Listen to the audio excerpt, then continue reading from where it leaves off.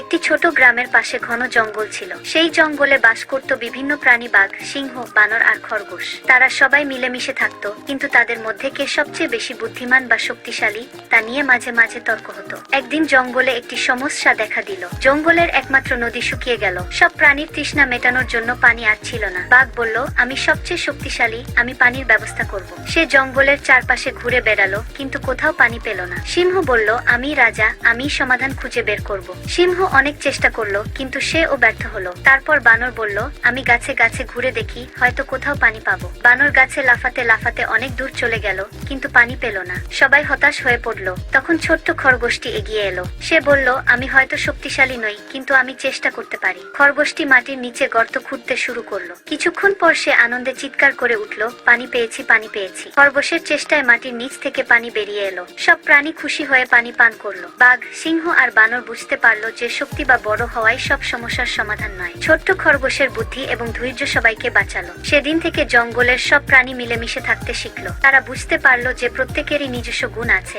এবং একসাথে কাজ করলেই সব সমস্যার সমাধান করা যায়।